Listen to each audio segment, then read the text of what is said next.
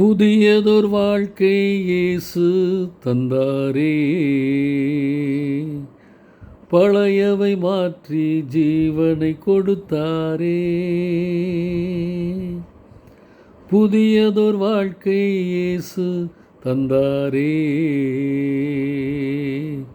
பழையவை மாற்றி ஜீவனை கொடுத்தாரே. என்ன ஆனந்தம், ஆகா பேரின்பம், என்ன ஆனந்தம், ஆகா பேரின்பம். நான் பாடுவேன், தினம் பாடுவேன், அல்லேலூயா பாடுவேன், என்றும் பாடுவேன், தினம் பாடுவேன், அல்லேலூயா பாடுவேன்.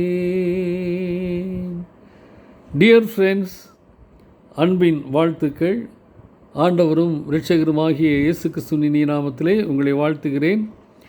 துவங்கியிருக்கிற இந்த புதிய நாளில் புது வாழ்வை தருவேன் என்று சொல்லி வாக்கு தருளின ஆண்டவர் புதிய வாழ்க்கையும் புதிய உடன்படிக்கையும் நம்மிலே புதுப்பித்து கொடுப்பதற்கு ஆயத்தமாக இருக்கிறார். பெற்றுக்கொள்கிற ஒரு நாளாக நாம் அதை அனுசரிப்போம், ஆசையாய் காத்திருப்போம். எபிரேயர் 8:13 புது உடன்படிக்கை என்று அவர் சொல்லுகிறதினாலே முந்தினதை பழமையாக்கினார். பழமையானதும் நாள்பட்டதுமாய் இருக்கிறது, உருவழிந்து போக காலம் சமீபித்திருக்கிறது என்கிறார். இதைத்தான் லூக்கா 5 37, 38, 39 புதிய உடன்படிக்கையை ஸ்தாபிக்க நான் வந்திருக்கிறேன், புது இரத்தத்தினாலே ஸ்தாபிக்க வந்திருக்கிறேன், பழையவையை களைந்து புதியவைகளை தரித்து கொள்ளுங்கள், நாங்கள் உங்களுக்கு புது வாழ்வு தருவேன்னு சொல்கிறாரு. ஆனால் வேதபாரகரும் பரிசெயரும் பழமைவாதிகளாக பழைய சட்டத்திட்டங்களுக்கு உட்பட்டவர்களாக அதை ஏற்றுக்கொள்ள மனதற்றவர்களாக இருக்கிறாங்க.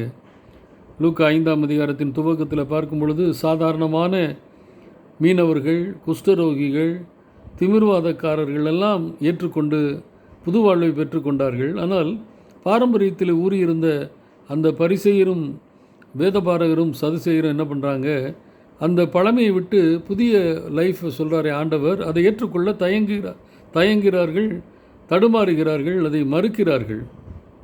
அந்த புது வாழ்வு பெறாதவரை நித்திய ராஜ்யத்துக்குள்ளே போக முடியாது என்பது அவங்களுக்கு தெரியல.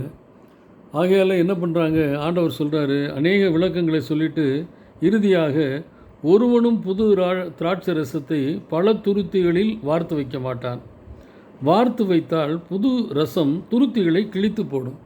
ஏனென்றால் அது அன்ஃபெர்மெண்டேஷனாக இருக்கிற புதிய திராட்சை ரசத்தில் புளிக்காத திராட்சை ரசம் கேஸ் அதிகமாக இருக்கும்.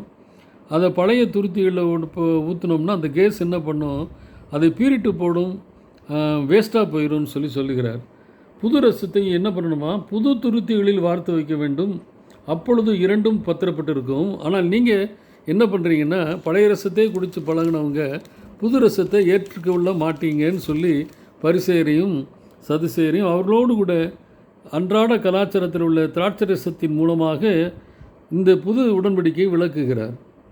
வேதம் தெளிவாய் சொல்லியிருக்கிறது. ஓசியா தீர்க்கதரிசியின் புத்தகம் 3 இஸ்ரவேல் புத்திரர் என்ன பண்ணுறாங்க, அநேக நாள் ராஜா இல்லாமலும் அதிபதி இல்லாமலும் பலி இல்லாமலும் சிலை இல்லாமலும் ஏபோஸ் வஸ்திரம் தரிக்காமலும் தேராபீம் இல்லாமலும் இருப்பார்கள் என்று தீர்க்கதரிசனம் சொல்கிறாங்க. இந்த பழைய உடன்படிக்கை ஏறக்குறைய AD 70 வரையும் அவங்க ஃபாலோ பண்ணாங்க. அதற்கு பின்பு ரோம சாம்ராஜ்யம் வந்ததுக்கு பின்னால் எருசலேம் ஆலயம் அழிக்கப்பட்டது, அவங்களுடைய பலியிடுதல் தவிர்க்கப்பட்டது, அவங்க கடைபிடித்து வந்த சட்டத்திட்டங்கள் பாரம்பரிய சடங்குகள் அனைத்தும் நின்று போனது. ஓசியா தீர்க்கதரிசியில் சொல்லப்பட்ட தீர்க்க தரிசனம் நிறைவேறினது. ஆண்டவர் இப்போ என்ன சொல்கிறாரு, புதிய அந்த செரிமோனியல் லாவை ஆண்டவர் புதுப்பித்துக்கிறார். எப்படின்னா, ஆண்டவராக இயேசு கிறிஸ்து மூலமாக புதுப்பிக்கிறார். அதனால் பலியிடுதல் கிடையாது, ப்ரீஸ்ட்ஹுட்டு கிடையாது, டெம்பிள் கிடையாது, செரிமனிஸ் கிடையாது. ஆண்டவராக இயேசு கிறிஸ்துவை நேரடியாக எல்லாரும் சந்திக்கிற அளவுக்கு எல்லாருமே ப்ரீஸ்ட்ஹுட்டாக மாறிடுறோம். அதனால தான் அவர் மரித்து சிலுவையில் உயிர்த்த பொழுது திரைச்சீலை, ஆலயத்தின் திரைச்சீலை என்ன ஆச்சு, 2 கிழிந்தது. புதிய வாழ்வு தருவதற்காக புது உடன்படிக்கையை தம்முடைய இரத்தத்தினாலே புதுப்பித்தவர் சொல்கிறாரு, நீங்கள் பழையவைகளை விட்டுட்டு புதுமைகளை தேடி வாங்க, புதிய உடன்படிக்கை என்னோடு கூட புதுப்பித்து கொள்ளுங்கள், பாரம்பரியத்தை விட்டு வாங்கன்னு சொல்லும் பொழுது பரிசேயர் மற்றும் வேதபாரர்கள் அதை தவிர்த்து போட்டார்கள். ஆனால் அநேக ஆயக்காரர் பாவிகள் என்ன பண்ணாங்கன்னா அதை அப்படியே ஏற்றுக்கொண்டார்கள்.